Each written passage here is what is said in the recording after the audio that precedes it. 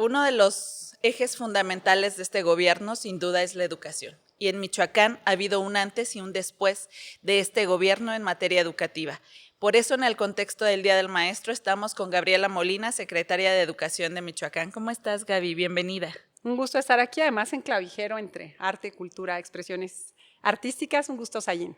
Bueno, Gaby, hablemos de educación. En este contexto, ¿cuáles son desde tu perspectiva los tres pilares fundamentales de esta transformación educativa que se ha impulsado desde este gobierno que encabeza Alfredo Ramírez Bedoya? Bueno, desde el inicio del gobierno de Alfredo Ramírez Bedoya se plantearon tres ejes muy claros: rectoría de la educación, justicia laboral y el impulso de la nueva escuela mexicana. Es decir, la parte de atención a los docentes, el ordenamiento que tiene que ver con sus derechos y todo lo que permite el acto pedagógico del proceso de enseñanza-aprendizaje en este marco denominado Nueva Escuela Mexicana. Así es. Sin duda, una de las cosas que más se reconocen y se ven hacia afuera en el tema educativo es el orden. Pero además eso implica muchas cosas y sin embargo recae en algo que es eliminar la corrupción. ¿Cómo vamos en este tema? ¿Qué es lo que tú resaltarías en este apartado? No, tenemos que hablar de un antes y un después. Había lo que se conoce como un debilitamiento institucional o una fragilidad, es decir, el Estado había perdido sus capacidades para ser quien lideraba una institución, eran otras fuerzas. Hoy lo que se tiene es que hay orden porque es la Secretaría de como institución y el gobierno del Estado el que da en tiempo y forma su nómina a los maestros, el que realiza los trámites a través del gobierno digital, pero también el que impulsa todo un proceso de formación docente, de pedagogía. Rectoría de la educación significa que el Estado, el gobierno, recupera sus capacidades para articular la política pública en su planeación, ejecución y evaluación en materia educativa, que tiene un gran objetivo, que es lograr que las niñas y los niños y las juventudes tengan procesos de aprendizaje, porque todo esto que hacemos, que ha hecho el gobernador, tiene un gran objetivo. Una sociedad que no recibe capacidades de educación, pues difícilmente podrá tener armonía, bienestar, desarrollo, plenitud. Y hoy tener rectoría de la educación es poner orden, que sea el Estado y la Secretaría como institución quien lleve la relación con los maestros, con la comunidad educativa y no otras fuerzas o actores como sucedió a lo largo de los últimos años antes de este gobierno. Retomando un poco lo que comentabas de que hay un antes y un después y hay que también recordar cómo estaba Michoacán hace unos años en términos educativos, pues recordamos unas grandes marchas y muchas movilizaciones, paros educativos cada año, no teníamos o no podíamos tener ciclos escolares completos. En ese contexto, ¿cuál ha sido el mayor reto? El mayor reto es recordar que el proceso de enseñanza-aprendizaje es un acto de amor. Hay una canción que dice amo tanto, tanto la vida y habíamos olvidado que para ser docente se requiere una vocación y un querer a las infancias. Esta relación y este recordatorio estaba roto. ¿Por qué? Porque hubo muchas inercias y hubo fuerzas y dispositivos que interrumpieron la comunicación entre la autoridad y el docente. Entonces, en ese intermediarismo se rompió la capacidad y la posibilidad de que el docente tuviera un mejor estado en todos los sentidos emocionales, de infraestructura, de justicia laboral, para emprender el proceso de enseñanza-aprendizaje. Cierro. Si no recordamos que el servicio público es ante todo un acto de disposición de darte al otro ser humano, olvidamos entre papeleos, burocracia, leyes, que un servidor público y sobre todo un maestro tiene por objetivo enseñar y transmitir conocimientos. Cuando logramos y recordamos que la mayoría de los maestros, o lo sabemos constantemente, son seres humanos que son servidores públicos, podemos avanzar. Concluyo en esta idea. ¿Qué fue lo más difícil? Poderles recordar a ellos y nosotros recordarnos y a toda la comunidad educativa que lo que estaba de por medio eran las infancias y que si bien la demanda de justicia laboral es legítima, porque nosotros venimos de los movimientos, venimos de andar en las calles luchando por derechos, pero cuando todo esto se trastocó y se olvidó que lo más importante era enseñar, pues era muy difícil lograr otra vez esta comunicación y generar estos lazos con el docente que creyeran que la tarjeta era mejor que un cheque, que creyeran que cada peso que llegaba a educación iba a traducirse en una butaca, porque la confianza estaba rota. Entonces, este recordatorio de que enseñar es un acto de amor, de que el servidor público lo que quiere es transformar para bien una comunidad, llevó tiempo y requirió mucho liderazgo, que es el que tiene Alfredo Ramírez Bedoya, mucha honestidad para decir, aquí estamos, venimos a resolver y venimos a ver los problemas y dejemos atrás otra etapa de la educación y hoy dediquemos nuestro tiempo y nuestro recurso a lo más importante, que es que los maestros tengan certeza para que ellos a su vez puedan enseñar y el proceso de aprendizaje se dé en condiciones idóneas.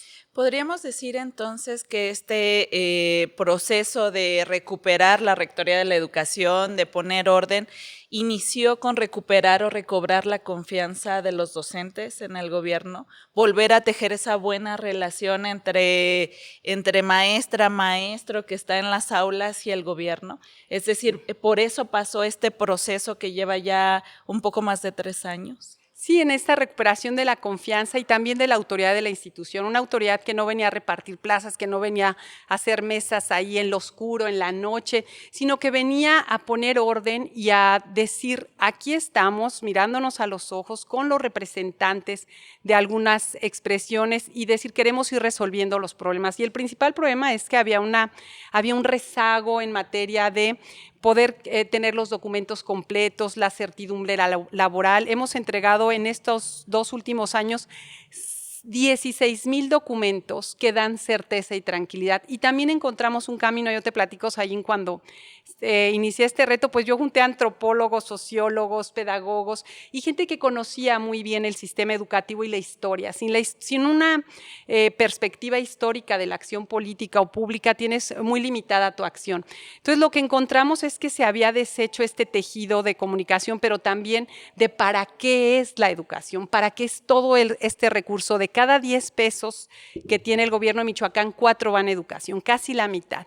Pero el objetivo se perdió, se extravió y esta recuperación tiene que ver con la confianza que tiene ahora el gobierno, un proyecto de transformación social y que hoy lo que podemos decir es que en este proceso participa toda la comunidad educativa, porque también los papás se sumaron a esta credibilidad que tenemos, son ellos quienes dispersan y reciben los recursos de las becas, pero también de infraestructura, que ya platicaremos, pero ¿qué es? Que la comunidad educativa, el corpus educativo volvió a unirse, es como cuando alguien sabe hilar bien estas blusas bordadas que tienen una armonía, que tienen una simetría, creo que eso es lo que pudimos tejer y es que toda la comunidad educativa, papás, mamás, directivos, maestros, maestras, trabajadores administrativos, podamos hacer este corpus en beneficio de millones, porque sí son millones, 1,265,000 alumnos que implican tanto la educación preescolar o inicial, desde inicial hasta universidad. El sistema educativo nacional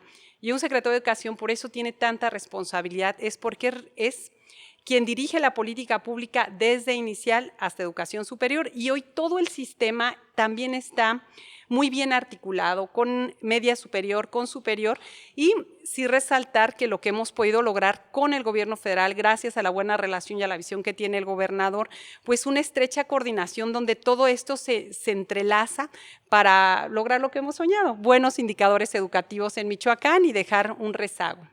Gaby, como titular de la política educativa en Michoacán, si hablamos de justicia laboral, si hablamos de respeto, si hablamos de pagos completos y a tiempo, luego los comentarios o la narrativa en redes es lo mínimo que nosotros podemos exigir de parte del gobierno, es su trabajo, tal.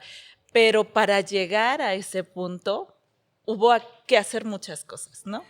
Hubo que tomar decisiones difíciles, una de ellas es tarjetizar, es decir, que los maestros dejaran atrás el cheque y diera autonomía. Hay un libro que a mí me gusta mucho que es La Ilustración, y ahí Kant dice que todo ciudadano debe ser tratado como mayor de edad. Entonces lo que hicimos es tratar a los maestros y maestras y a todos los trabajadores como adultos que son, como responsables que son. Ellos hoy tienen su tarjeta y eso fue una decisión difícil porque hay toda una cadena de intermediarismo o de corrupción que se vio afectada. Otra decisión difícil siempre ha sido, Tú sabes, la cobija no alcanza en el gobierno, los estados de bienestar demandan muchos recursos públicos y es tomar decisiones de dónde estaba lo prioritario. Y decidimos que fuera en secundaria, porque después del COVID ahí perdíamos a una gran cantidad de estudiantes. Hoy tenemos una importante recuperación de la matrícula y también podemos decir que de cada 100 niños o jóvenes, adolescentes que entran a secundaria, únicamente se retiran 4. Hace 2 años eran 10 los que abandonaban la escuela. Hoy lo que podemos decir es que queremos que las juventudes y las niñeces estén en las escuelas porque eso es lo que va a posibilitar que ellos tengan herramientas para enfrentarse a la vida, emocionales, sociales, intelectuales. Una persona que abandona sus estudios a edad temprana o que no aprende a leer, escribir, matemáticas en la etapa necesaria para hacer la sinapsis, va a ser interrumpido su proceso de aprendizaje. ¿Qué queremos y a dónde vamos? A lo más importante, tener una sociedad que esté educada para que eso se traduzca en paz, en armonía, en felicidad, en bienestar, pero lo más importante es decir, sí se tomaron muchas decisiones con esta visión del gobernador y yo resaltar, y en un gran equipo, en la política de comunicación, por ejemplo, para decir hoy queremos vida saludable, prevenir las adicciones, los vapeadores, pero también en finanzas, también en medio ambiente, o sea, hay todo un gabinete que se articuló en torno a educación y al que siempre decimos, esto es un trabajo en equipo, es como un equipo de fútbol, parece un lugar común la metáfora, pero hay muchos actores en torno a un equipo, no solo los jugadores, sino todo lo que sucede, la afición, los directivos, los jugadores, el portero. Entonces creo que cada uno encontró su espacio en este gabinete y esta altísima prioridad que ha tenido en la agenda pública la educación y un gobierno con una clara perspectiva social de derechos, porque al final lo que se trata es hacer realidad el derecho a la educación y bueno, se tomaron decisiones difíciles, pero ahora sabemos que son acertadas, que hay retos, pero que estamos así paso a pasito. Gaby, háblanos de infraestructura. En materia de infraestructura, ¿qué puedes decir que se está haciendo en educación? Se ha hecho lo más importante, que es posibilitar que las escuelas o los espacios que tenían mayor rezago se puedan ir adecuando. Yo he podido estar municipio por municipio, escuela por escuela, casi he recorrido, yo les digo 3 o 2 veces en mi estado y era difícil que un maestro llegue a dar clases a un lugar donde las condiciones no son las mejores. ¿Dónde empezamos? Albergues, internados. Tenemos 4,000 niños que dependen totalmente de las capacidades institucionales porque ahí comen, ahí duermen, ahí estudian. Y hemos ido arreglando las escuelas, sobre todo aquellas donde tenemos nosotros una enorme brecha de desigualdad por zonas geográficas o por ingreso. Entonces aquí la Coahuayana, que además hubo un tema de terremoto, pues se arreglaron. Internados, albergues, instituciones de educación superior, campus abandonados de la Universidad Michoacana, media superior. Decir 2,000 millones parece poco, pero es una cantidad y es un esfuerzo inédito y además cada peso va a donde tiene que estar. Papás, mamás, maestro, maestra, ténganos paciencia. Sabemos que falta mucho. La palabra neoliberalismo parece hueca, pero significó no atender ni cuidar las escuelas. ¿Y qué queremos? Escuelas bonitas para que todos estén, toda la comunidad educativa esté contenta. Y yo me encuentro además con los papás, mamás y maestros que hacen sus cooperachas, que cuidan las escuelas. Y hoy con el gobierno federal, 2 datos a resaltar. Además de los 2,000 millones estatales, 5,000 millones se han invertido a lo largo de estos 3 años. Con la escuela es nuestra, ahora llega a media superior y todo lo que ha hecho realidad el gobernador, que es los campus universitarios. El de Zamora puso la primera piedra en Huetamo y bueno, vamos por todo lo que significa nuestra alma mater, que es también dejarla al 100. Muy bien, Gaby. Y hablando de todos los avances que ahorita platicábamos en materia de orden, de recuperar la Rectoría de Educación, de hablar de educación, hay eminentemente un riesgo de que retrocedamos de nuevo, de que otra vez los sindicatos vuelvan a tomar el control si no hay un gobierno decidido a tener la rectoría o a poner orden en materia educativa. ¿Cuáles son los retos que tú ves en materia de la política de educación en esta transformación que ha habido y cuáles son los riesgos que también tenemos como sociedad? Bueno, el primero, sin duda, es consolidar una política pública de largo plazo que mantenga esta rectoría de la educación. Las acciones en política pública pueden ser pendulares, pueden tener un logro y luego regresar al otro extremo. Tenemos que encontrar ese punto de equilibrio donde se consolide a través de marcos normativos, lineamientos, pero sobre todo de una apropiación de la sociedad, donde los papás y las mamás también exijan que no haya disputas.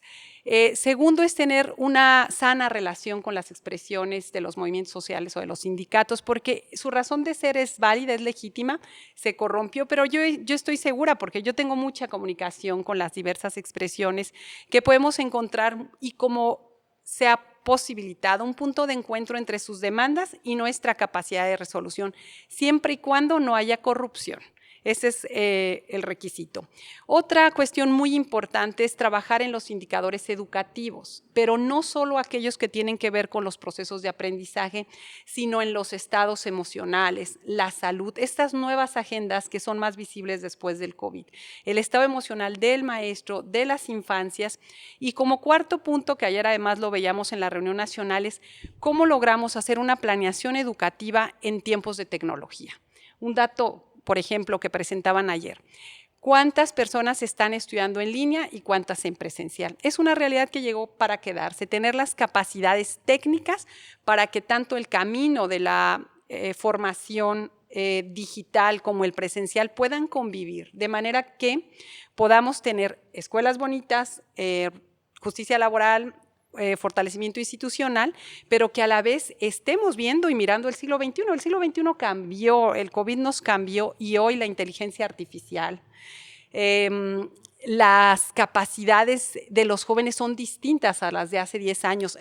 El mundo laboral también está cambiando y tener la capacidad de que este gobierno deje una agenda a 10 años, o sea que hay presente y hay futuro y hay visión de Estado a dónde puede ir la educación, y la educación como un corpus, una parte de todo lo que es la política institucional que se ligue al desarrollo económico, a la salud, al deporte, y no como un tema aislado. La educación es el articulador de la política pública social de una comunidad, y en este caso de Michoacán. Entonces, consolidar lo que tenemos y dejar una visión y una planeación con una perspectiva que el siguiente gobierno pueda consolidar, pero sobre todo estar en un contexto muy distinto al de esta década.